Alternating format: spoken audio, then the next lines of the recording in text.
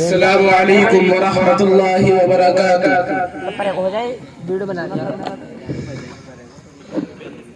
نحمده ونصلي على رسوله الكريم اما بعد فاعوذ بالله من الشیطان الرجیم انك لعلى خلق عظیم۔ تھکی ہے فکر رسا مدح باقی ہے، قلم ہے آپ لاتا مدح باقی ہے، ورق تمام ہوا مدح باقی ہے، اور عمر تمام لکھا مدح باقی ہے۔ معزز سامعین اکرام اور اسٹیج پر جلوہ افروز علماء عظیم،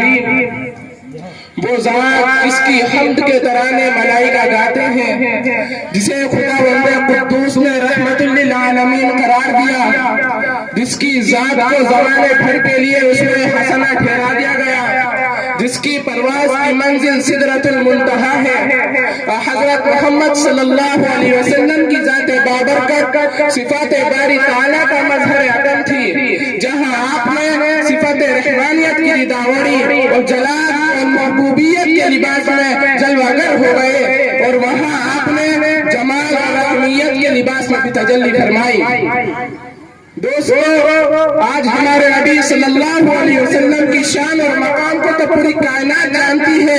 کیا نباتات، کیا جمادات، کیا شمس و قمر، کیا بحر و بر، کیا اپنے پرائے، کیا دوست و دشمن، الگرد کائنات کی ہر ایک ہستی مقام مصطفیٰ، پیغمبر اسلام کی تہذیب، امانت داری، دیانت، اعلیٰ اخلاق اور مساوات کا اقرار کرتے ہیں، لیکن میں یہ یقین سے کہہ سکتا ہوں کہ کائنات کی کوئی بھی ہستی باقی کائنات مل کر بھی مقام مصطفیٰ صلی اللہ علیہ وسلم بیان کرنے سے عاجز اور قاصر ہے۔ میرے بھائیوں اور دوستوں، اپنے تو اپنے پرائے بھی ہمارے نبی صلی اللہ علیہ وسلم کی تعریف میں رب اللسان نظر آتے ہیں۔ ایک غیر مسلم شاعر نے تو یہاں تک کہہ دیا کہ کسی سے عشق ہو جائے اس میں چارہ تو نہیں،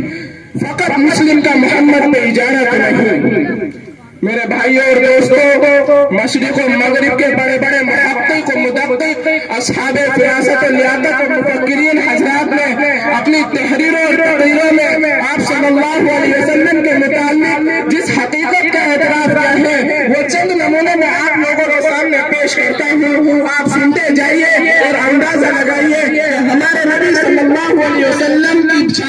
شان کتنی بلند اور بالا تھی۔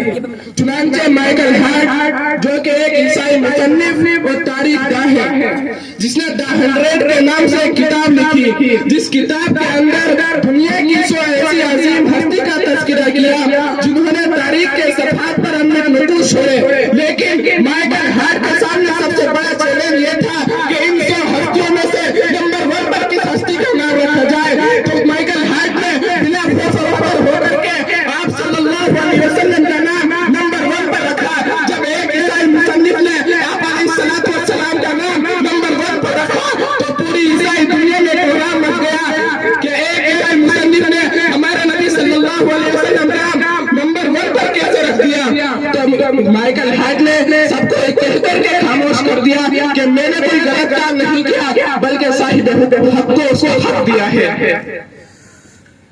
دوستو، ایسے ہی ایک برطانوی جاسوس کا ہیمپر،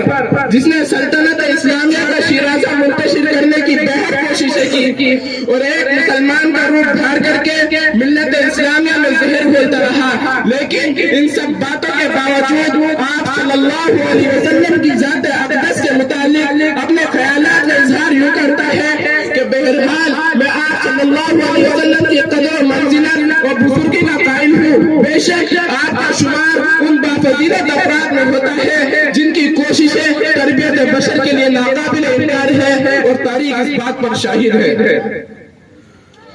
سامعین اکرام، یہ تھے ہمارے نبی صلی اللہ علیہ وسلم کے اخلاق کریمانہ کہ آپ کے جانی دشمن بھی گواہی دینے پر مجبور ہو گئے۔ آپ تاریخ کے صفحات الٹتے جائیے اور غیروں کی شہادتیں پڑھتے جائیے۔ چنانچہ فرانس کے ایک عظیم جنرل نیپولین بوناپارٹ نے آپ صلی اللہ علیہ وسلم کی ذات اقدس کو ان الفاظ میں خراج تحسین پیش کیا ہے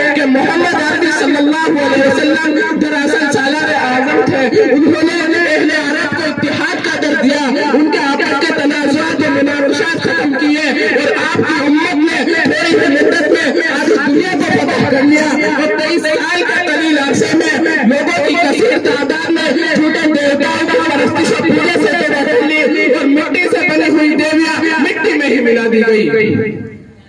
मोहनचंद करमदास गांधी आका सल्लल्लाहु अलैहि वसल्लम के बारे में कहते हैं कि इस्लाम ने तमाम से खिराज तहसीन वसूल किया, लेकिन जिस वक्त मगरिब पर तारीकी और जहालत की घटाएं छाई हुई थी, उस वक्त मशरिक से एक सितारा नमदार हुआ, एक ऐसा सितारा जिसकी रोशनी से दिल मक्के मुनव्वर हो गए। मेरे दोस्तों, इस्लाम कोई बातिल दीन नहीं है। मैं यकीन से कहता हूँ कि इस्लाम ने बगैर शमशीर सरफराज़ी और सरबलंदी हासिल नहीं की, जिसकी बुनियाद नबी का खुलूस, खुदी पर आग का गलबा, गुलाम दोस्त पर अहबाब से यकसा मोहब्बत। और ये कहना बिल्कुल गलत है कि इस्लाम तलवार के जोर से खोला है। इन हजरात के अलावा भी मशरिक और मगरिब के बड़े बड़े मुहक्किकीन ने अपनी तहरीरों और तकरीरों में आप सल्लल्लाहु अलैहि वसल्लम के अखलाक फाजिला का इकरार किया है। मेरे ईमानी भाइयों,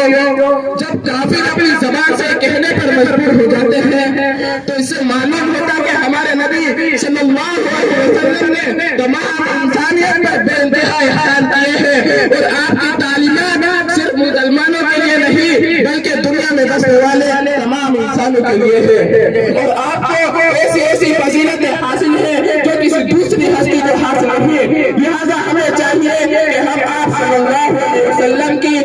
तालीमात पर दिलो जान से अमल करें। अल्लाह रब्बुल इज्जत आपको भी और मुझे भी